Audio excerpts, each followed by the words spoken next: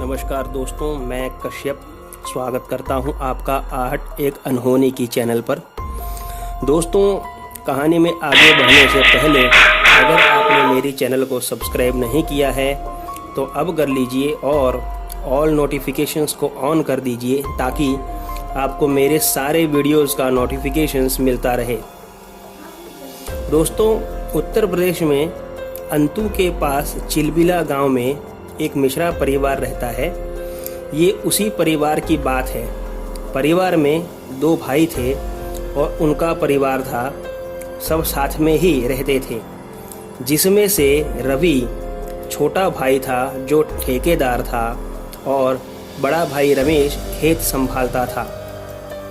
रवि को एक बार किसी गांव में घर बनाने का ठेका मिला, जिसमें उसे घर के आंगन को बड़ा करने के लिए एक पीपल का पेड़ काटना पड़ा और रवि ठेकेदार होने के बावजूद सबसे पहले उस पीपल के पेड़ को काटने के लिए कुल्हाड़ी लेके जुटा था। पेड़ काटने के बाद सारा काम खत्म करके रवि जब घर पहुंचा तभी से उसका व्यवहार एकदम से अमानवीय हो गया। घर जाकर के रवि ने भोजन के समय घर का सारा भोजन अकेले ही खा लेने के बाद अपने बेटे को मारना शुरू किया। बच्चे को रवि ने इतना मारा कि उसकी चमड़ी तक उधड़ गई और मारने का कोई कारण भी नहीं था।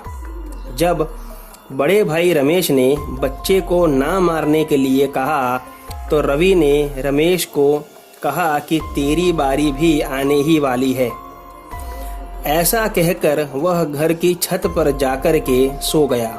सुबह जब नीचे उतरा तब फिर से अपने बच्चे को मारने के लिए दौड़ा। तब सभी ने बच्चे को घर से भगा दिया। वो रवि जो बच्चे को अपनी जान से भी ज्यादा चाहता था, वो क्यों अपने ही बेटे की जान का दुश्मन बन गया, ये घर में किसी को समझ ही नहीं आ रहा था। रवि की पत्नी ने रवि का ऐसा अमानवीय कृत्य देखकर बेटे को अपने मायके भेज दिया ताकि उसे फिर से मार ना पड़े।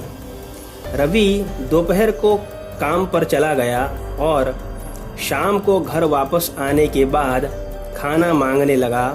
तब रवि की भाभी ने उसे खाना परोसा। भोजन करते करते अचानक रवि जोर से चिल्लाया कि इतनी भी तमीज नहीं कि भोजन करने वाले को पूछा जाए कि उसे और क्या चाहिए। ऐसा कहकर वह सीधा रसोई घर में गया और वहीं सारे बर्तन उठा कर खाने लगा।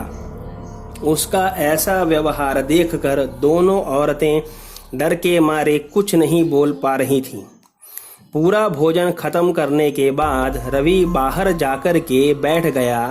तभी बड़ा भाई रमेश जैसे ही घर में आया, रवि ने उसका गला पकड़कर उसे हवा में उठा दिया और बस अपने मुंह से जानवरों जैसी आवाज निकालने लगा। रमेश मर जाएगा ये सोचकर बच्चे और दोनों औरतें रवि के पैर पड़ने लगीं कि रमेश को छोड़ दे।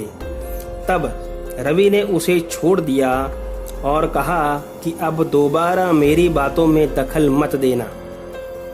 ऐसा कहकर वह छत पर सोने के लिए चला गया।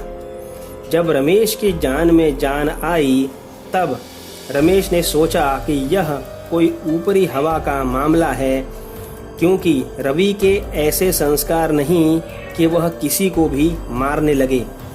दूसरे दिन गांव के पंडित जी को सारी बात बताकर घर लाया गया रवि को ठीक करने के लिए। लेकिन रवि ने पंडित जी को बहुत मार मारा और कहा कि मैं इस आदमी को सिर्फ इसके प्राण लेकर ही छोड़ूंगा। तब घर में सब समझ गए कि ये रवि है ही नहीं। रवि ने ऐसा कहकर यह सिद्ध कर दिया कि रवि के शरीर में किसी अनजान शक्ति का कब्जा था। पंडित जी मार खाकर चले गए तब घर वालों ने एक पहुँचे हुए औलिया और मौलवी को बुलाया रवि से उस शक्ति का पीछा छुड़ाने के लिए। लेकिन औलिया और मौलवी की पंडित से भी ज़्यादा बुरी हालत हुई।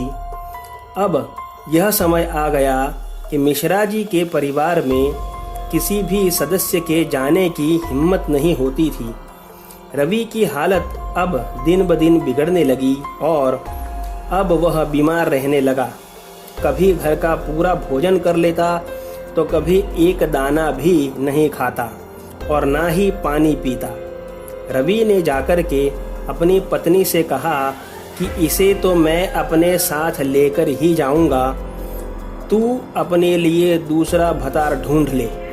लेकिन रवि की पत्नी ने हार नहीं मानी और वह रोज ही घर में दुर्गा सप्तशती का पाठ करने लगी। जैसे जैसे पाठ बढ़ता, रवि और ज़्यादा घर के लोगों को मारता पीटता और उसे पाठ ना करने के लिए कहता। लेकिन रवि की पत्नी सुनीता ने अपना संकल्प नहीं तोड़ा और पाठ करती गई। जब सुनीता ने 108 पाठ पूरे कर लिए दुर्गा सप्तशती के, तब रवि अपनी पत्नी सुनीता को घर के आंगन में बुलाता है और सबके सामने उसने अपना असली रूप दिखाया। रवि के शरीर में एक ब्रह्म राक्षस ने कब्जा कर लिया था।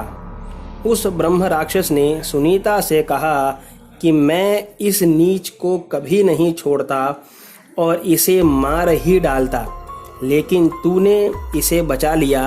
मैं पीपल के पेड़ पर बरसों से रह रहा था, जिसे तेरे पति ने काट दिया, और उसी दिन मैंने इसे मारने की ठान ली थी।